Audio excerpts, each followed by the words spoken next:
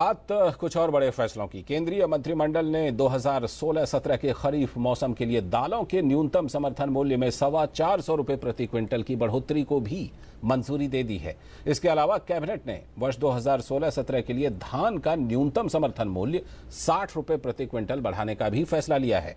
मौजूदा वित्त वर्ष के लिए धान का एमएसपी 1470 रुपए प्रति क्विंटल किया गया है।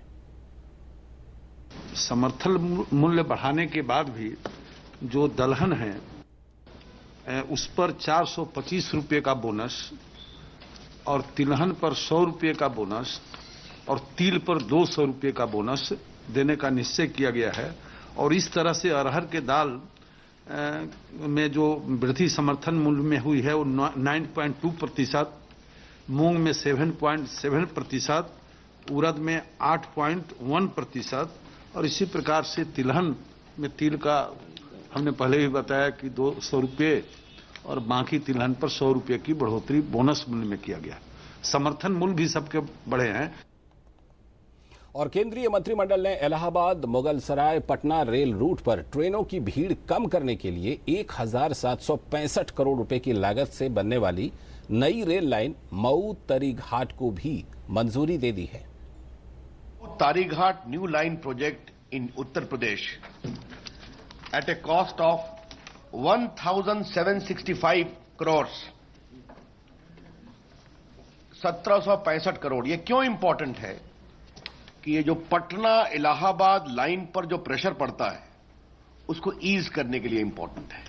एक पैरेलल लाइन हम बना रहे हैं जो दिलदार नगर होते हुए जाएगी, तो जो इलाहाबाद मुगलसराय पटना लाइन पर लोड पड़ता है उसको हम चेंज कर रहे हैं और उससे पूरे मऊ से इलाके की इकोनॉमी पर बहुत ही प्रभावी असर पड़ेगा। वो इलाका चेंज होगा और ये प्रस्ताव पिछले 40 वर्षों से पेंडिंग था। ये आपको हम बताना चाहते हैं, 40 या संभवतः कहिए 50 वर्षों से पेंडिंग था।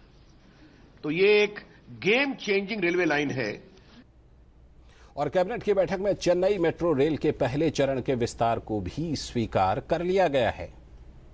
चेन्नई मेट्रो रेलवे फेज 1 है, इसके एक्सटेंशन कॉरिडोर 1 को कैबिनेट ने अप्रूव कर दिया है। It will cover a length of 9.051 kilometres at a total cost of 3,770 crores। तो ये एक बड़ी बात है। It is under the proposal of Chennai metro rail phase 1 project from Washermanpet to Wimco नगर।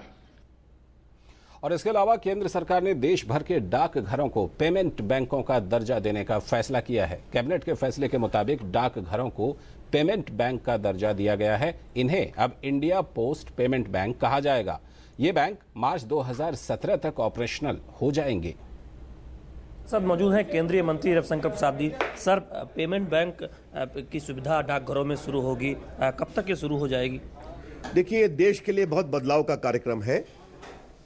2017 के सितंबर तक इसे हमें पूरा करना है और हम करके देश के 650 जिलों में हम एक एक ब्रांच खोलेंगे और एक वो हमारे 1,54,000 पोस्ट ऑफिस से लिंक रहेगा।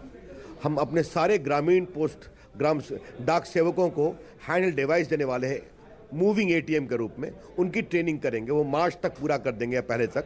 और एक प्रकार से भारत के पोस्टल नेटवर्क जो कश्मीर से कन्याकुमारी तक है, सूरत से सिलचर तक है, वो भारत के वित्तीय प्रगति का एक ज्वलंत उदाहरण बनने वाला है। क्योंकि सर इसे वित्तीय समावेशन की दिशा में एक बड़ा कदम माना जा चुका है। कोई इंश्योरेंस पेमेंट करना चाहे, कोई ग्रामीण व्यक्ति या फिर कोई और पेमेंट करना चाहे तो पेमेंट बैंक के जरिए वो कर सकता है। आगे सब कुछ करेंगे, इंश्योरेंस करेंगे, बैंकिंग करेंगे, थर्ड पार्टी इंटरेस्ट, लोन लेना उसका ईएमआई कलेक्शन करेंगे, मनरेगा का पेमेंट करेंगे, इलेक्ट्रिसिटी का बिल भी पेमेंट करेंगे।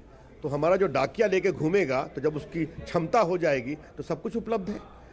आज दुनिया की लगभग 50 कंपनियां भारत सहित हमसे रिश्ता बनाना चाहती हैं, चाहे वो सिटी बैंक हो या डॉयश बैंक जर्मनी का हो या बार्कलेज इंग्लैंड का हो। हमने इनको पूरी छूट दी अपने पदाधिकारियों को कि उनसे रिश्ते बनाएं और मैं चाहता हूं कि पोस्टल पेमेंट बैंक हमारे पोस्टल डिपार्टमेंट के रेवेन्यू अर्निंग का भी एक मॉडल बने। सर अंतिम सवाल, डाकघरों की शाखाओं की अगर संख्या देखें तो एसबीआई से भी ज़्यादा है। क्या इस पोस्टल बैंक की शुरुआत को अब पूरी तरह से बैंक बनने की दिशा में एक अहम कदम माना जाए डाकघरों के? बिल्कुल, वो हमारे सबसे बड़े जमीन के ये सेंटर्स हैं, डिलीवरी सेंटर्स हैं। तो और सबको हम कंप्यूटराइज करके, आपको मालूम है कि हमारे लगभग 22,000 से अधिक कोर बैंकिंग सोल्यूशन हो चुके हैं। तो आज पोस्टल का core banking solution state bank से भी ज़्यादा है। तो ये हम काम कर रहे हैं, हमारी सरकार ऐसे ही काम करती है। हमारा पोस्टल डिपार्टमेंट जो अब तक उपेक्षित था, उदासीन था, वो देश के परिवर्तन का इतना बड़ा संवाहक बन रहा है, ये एक बड़ी बात है। यानी उम्मीद है कि आने वाले दिनों में आप डाकघरों को पूर्ण बैंक की तरह देखेंगे? बिल्कुल, अभी शुरुआत है पेमेंट बैंक से, ये सिर्फ कौमा है, अभी आगे बहुत जाना है। धन्यवाद। के लिए बहुत बहुत धन्यवाद। तो ये थे केंद्रीय मंत्री रविशंकर प्रसाद, जिनका कहना था कि एक शुरुआत है वित्तीय समावेशन की दिशा में, बहुत बड़ा कदम है जब डाकघरों में पेमेंट बैंक की सुविधा शुरू हो जाने जा रही है। और आने वाले दिनों में जहां तक पूर्ण बैंक की बात है तो उस पर भी आगे सरकार बढ़ेगी। कैमरामैन PC जोशी के साथ शैलेंद्र मिश्र, DD न्यूज़, दिल्ली।